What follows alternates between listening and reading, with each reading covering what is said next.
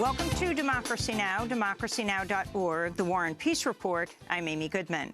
Donald Trump's former national security advisor, Michael Flynn, is seeking immunity from prosecution in exchange for his testimony to the FBI and congressional investigators probing the Trump campaign's alleged ties to Russia. That's according to a report Thursday in the Wall Street Journal. In a statement, Flynn's lawyer said, quote, "General Flynn certainly has a story to tell, and he very much wants to tell it, should the circumstances permit," unquote.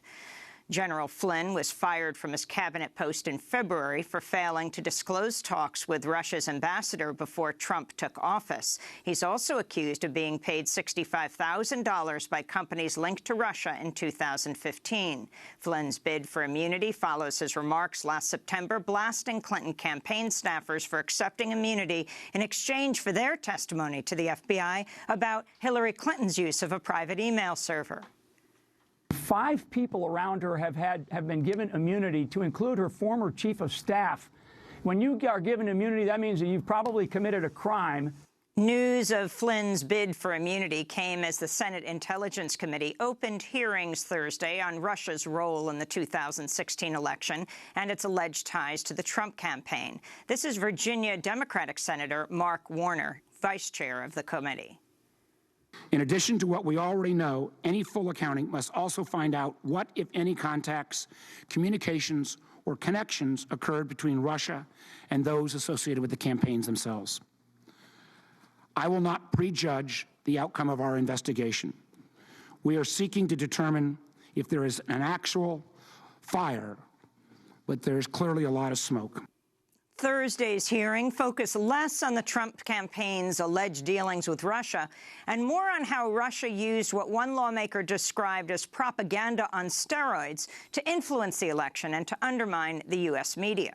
Meanwhile, the New York Times reports 2 White House officials met secretly with Republican House Intelligence Chair Devin Nunes last week on the White House grounds to show him secret U.S. intelligence reports. Nunes said the documents indicated Trump or his associates might have been incidentally swept up in surveillance carried out by American spy agencies as they conducted foreign surveillance. On the day after the secret meeting, Nunes, who served on Trump's transition team, held a news conference, then traveled back to the White House to supposedly brief the president about the documents the president's own staff had given him. On Thursday, the ranking Democrat on the House Intelligence Committee, California Congressman Adam Schiff, responded to the revelations about the documents shown to Nunes. It raised a profound question why they were not directly provided to the White House by the national security staff, and instead were provided through a circuitous route involving the chairman. If that was designed to hide the origin of the materials, that raises profound questions about just what the White House is doing. Nunes is facing increasing calls to recuse himself from the House intelligence probe. We'll have more on the investigation into alleged ties between Trump officials and Russia after headlines. Secretary of State Rex Tillerson is in Brussels today for talks with NATO officials, 1 week after reversing a decision to skip the negotiations. The NATO trip comes on the heels of Tillerson's visit to Turkey, where he heaped praise on the Turkish President Recep Tayyip Erdogan. In the United States, the people of Turkey have a trusted ally and a partner who is committed to its safety and security and advancing economic opportunity.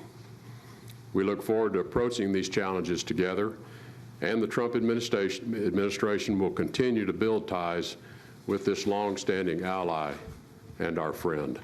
Tillerson's praise comes as Turkey is set to hold a referendum on a constitutional overhaul that would give sweeping powers to President Erdogan and extend his presidency to 2029. The measure would enable the president to issue decrees, declare emergency rule, appoint ministers and top state officials, and dissolve parliament.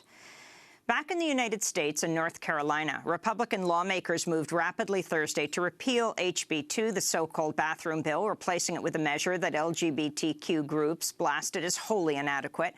Under House Bill 142, transgender people will be able to use the bathroom matching their gender identity, but the law prohibits municipal governments from enacting anti-discrimination ordinances through 2020 and denies employment and housing protections to the LGBTQ community. Democratic Governor Roy Cooper quickly signed the legislation Thursday, calling it an imperfect deal. In a perfect world, with a good General Assembly, we would have repealed House Bill 2 fully today and added full statewide protections for LGBT North Carolinians. Unfortunately, our supermajority Republican legislature will not pass these protections. In a statement, Mara Kiesling of the National Center for Transgender Equality said, quote, "The story of HB 2 and its disastrous consequences started with former Governor McCrory, but the way it continues is on Governor Cooper's shoulders. Unfortunately, his decision to sign HB 142 today was a turn in the wrong direction," unquote. The North Carolina governor's signature came on Thursday's deadline set by the NCAA for the repeal of HB 2. The Collegiate Sports Association said its governing board was reviewing the new law and would soon decide whether to extend a boycott of tournaments worth billions of dollars to North Carolina's economy. President Trump's scheduled to sign a pair of executive orders today. One aims to establish a commission to study the causes of U.S. trade deficits. The other's aimed at tightening anti-dumping laws that restrict foreign manufacturers from undercutting the prices of U.S. goods. The orders are largely aimed at China and come as the White House announced President Trump will host Chinese President Xi Jinping next Thursday and Friday at Trump's resort in Mar-a-Lago, Florida. The meeting's unlikely to include any tee time on Trump's Mar-a-Lago golf course. As president, Xi has closed over 100 golf courses across China, where the Communist Party officially bans its members from playing the game. President Donald Trump lashed out Thursday at right-wing Republicans who voted against his health care legislation, saying he was prepared to support primary challengers to House Freedom Caucus members in next year's midterm elections. In a tweet, Trump wrote, quote, "The Freedom Caucus will hurt the entire Republican agenda if they don't get on the team and fast. We must fight them and Dems in 2018, exclamation point." On Capitol Hill, House Speaker Paul Ryan said he was sympathetic to Trump's view. Look, I understand the president's frustration. I share frustration. About 90% of our conference is for this bill to repeal and replace Obamacare, and about 10% are not. And that's not enough to pass a bill. We're close. Members of the Freedom Caucus shot back at Trump, accusing him of siding with the D.C. establishment and failing on a campaign pledge to drain the swamp in Washington. On Capitol Hill, Vice President Mike Pence cast a tie-breaking vote in the Senate Thursday to undo Obama-era rules preventing states from withholding federal funds to women's health clinics that provide abortions. All but two Republicans, Susan Collins of Maine and Lisa Murkowski of Alaska, voted in favor of the measure, but few Republicans joined Senate debate Thursday. This is Democratic Senator Patty Murray of Washington. The deafening silence from the group of almost entirely male Republican senators who are voting today to make it harder for women to get the health care they need. Not one spoke today to justify this vote. Where are those Republican senators, Mr. President?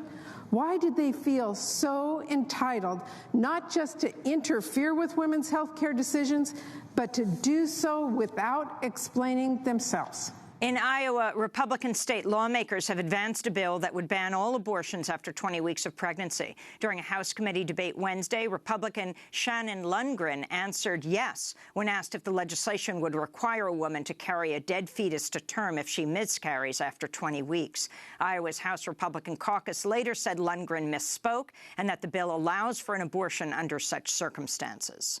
Meanwhile, in Arkansas, a bill signed into law Wednesday by Governor Asa Hutchinson will require doctors to try to interrogate patients about the sex of their fetus before they're allowed to have an abortion. Doctors will also need to attempt to obtain a woman's medical records before proceeding. The law is ostensibly aimed at preventing sex-selective abortions, but pro-choice groups say it's aimed at adding more obstacles to abortions.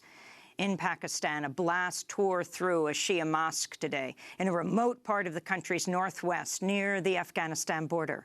The attack killed scores of people and left 60 others wounded. There was no immediate claim of responsibility, though past attacks by Sunni extremists have targeted Shia worshippers in the region.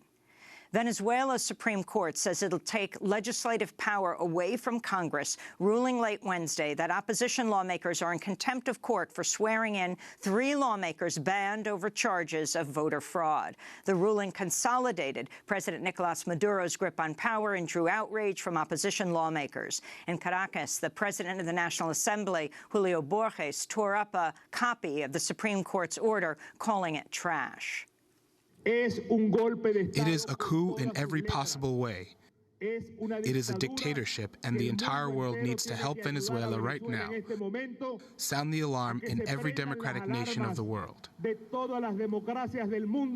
Opposition parties are planning mass street demonstrations across Venezuela this weekend to protest the court's ruling. The head of the Organization of American States called the ruling a self-inflicted coup. The ruling comes as Venezuela grapples with a high inflation and deep recession, which has led to shortages of food, medicine, and other necessary goods.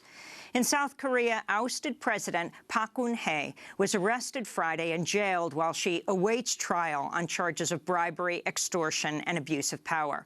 Park was removed from office earlier this month after an impeachment fight that spawned massive protests across South Korea. In Washington, D.C., police have charged 2 members of an anti-Arab extremist group with hate crimes after they were captured on video brutally beating a Palestinian-American school teacher. The assault occurred last Sunday outside a conference center where AIPAC, the American-Israeli Public Affairs Committee, was holding its annual meeting.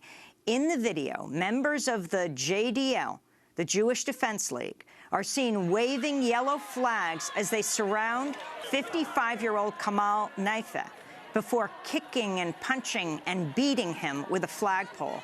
The assault left Naifeh hospitalized with a badly bloodied eye. The Southern Poverty Law Center says the JDL has a history of bombings and was classified as a right-wing terrorist group by the FBI. And in the Israeli-occupied West Bank, Palestinians throwing rocks clashed with Israeli soldiers Thursday who responded with volleys of tear gas and rubber-coated bullets. The protest came on Land Day, marking the anniversary of the 1976 killing of 6 Palestinians protesting the Israeli confiscation of Arab land. This is Palestinian activist Abdullah Abu Rahman. Land Day should be like this. Resistance against the settlers. Resistance against occupation. They tried to arrest 2 protesters, but we were able to release them. Land Day is a day that defends the land. It is about planting, and it is also about resistance. This comes as Israel's Security Cabinet voted late Thursday to approve construction of Israel's first new settlement in the occupied West Bank in over 2 decades. And those are some of the headlines. This is Democracy Now!, democracynow.org, The War and Peace Report. I'm Amy Goodman.